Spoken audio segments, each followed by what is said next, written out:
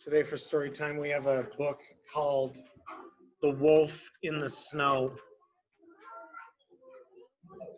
And it's about a little girl who goes on a walk and finds a little baby wolf.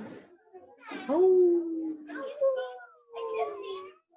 Here on the back is her mama wolf, howling, wondering where she is. Oh. This is illustrated by Matthew Cordell. He drew the pictures. There's no author because this is a book without words. It's just pictures. So it was snowing. It was snowing hard. And I bundled up all my winter clothes, my hats, boots, winter coat, scarf, and I said, I'm going out for a walk while Mom and Dad finished their coffee. I said goodbye to my dog, and I started walking. As I got up the hill past our house, I could still hear my dog saying goodbye. Bark, bark, bark, bark, bark, bark. There wasn't much snow on the ground yet, but it was still falling from the sky.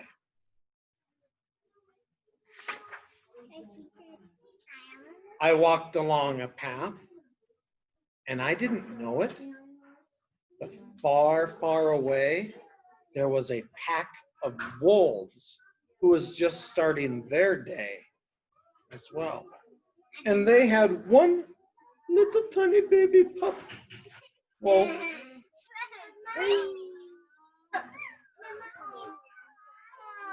This is Wolf in the Snow, illustrated by Matthew Cordell.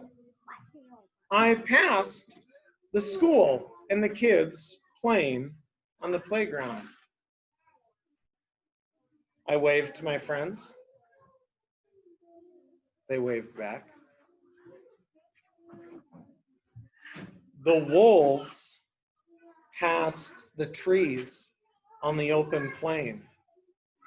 They were huffing and puffing, and their hot air that came out of their mouth made it look like steam was coming out of their mouth. And the little one too, you're right. It started snowing harder, and the wind started blowing. I had to tuck my head and keep walking forward. I wasn't looking up to see where I was going. I was just looking down. The snow fell harder on the wolves, and as the big wolves' footsteps went big, the little baby pup, his footsteps were small, and he fell behind the pack.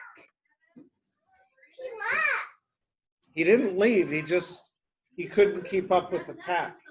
Pretty soon, I was lost. I didn't know where I was. There was snow all around me. And I didn't know it, but the little puppy wolf, he was lost too. He didn't know where his family was. He was trying to sniff and find them, but he could not smell them. I was huffing and puffing as I came down into a clearing when I heard a whine, and wouldn't you know, it was the little pup wolf. He was without his family, and I was lost. But at least we had found each other. She said hi to the baby pup wolf. The little pup was scared. He got down on his legs. I said, it's okay. Come smell me first. Usually we let dogs smell us before we pet them.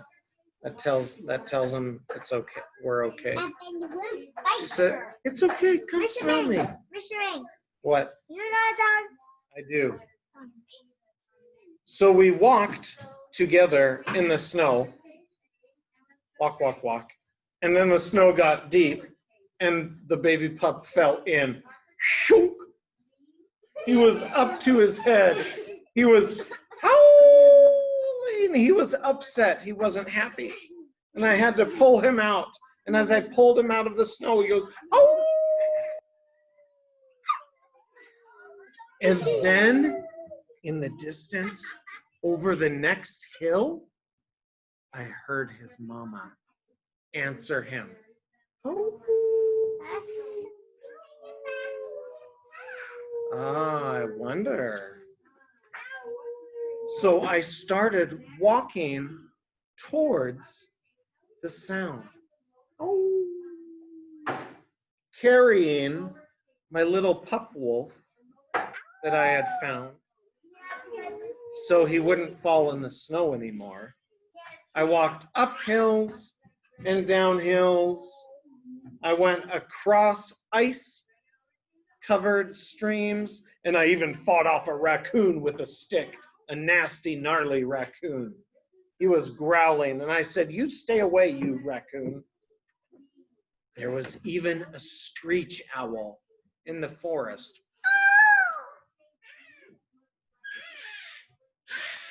It kind of scared me. But as I kept walking, the howl from the mom kept getting louder and louder. Oh! And I knew I was getting close, but I was getting tired. I was out of breath. She had to keep going. And then, before I even knew it, was a great, big, black wolf mama looking at me, holding her puppy. And the puppy squirmed a little bit. What did the bird say? She said, Mama, Mama. I looked at the mama, and the mama looked at me. She was wondering if I was safe or not, and I was wondering if she was safe or not. And I gently put the puppy down, and the puppy ran to its mom and then sunk in the snow again. And the mom had to pick it up by the flap of skin where they carry them when they're babies on the back of their neck. It doesn't hurt, but that's how she picked him up. And by this time, I was exhausted, and it was getting dark. How was I going to find my way back?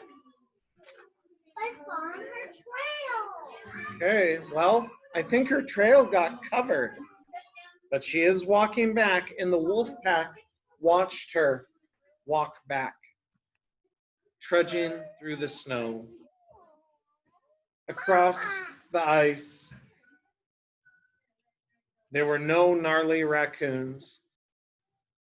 Up in the distance, I saw lights, and I heard, bark, bark, bark, bark. It was my dog. I could tell I was getting close to home. So I ran, and then I was so exhausted that I fell in the snow. I didn't even want to get up. I was so tired. I was exhausted. I laid down in the snow and curled up.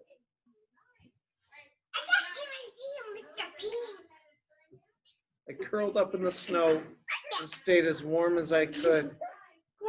And I didn't know it, but the wolf pack was following me. The baby wolf was with them. The wolf pack was following me. I was shivering, and the baby wolf was licking me, trying to help me get warm. They heard my dog barking, so they decided to howl to tell him, she's here, she's here. Oh, she's here, she's here. Come and get her. She's cold and needs her mom and her dad and her puppy. And then, before I knew it, my dad came through the clearing with a flashlight and my dog. and found me. He said, "Oh, sweetie, I'm so glad I found you." And the wolves were all up on the side of the hill watching the whole way.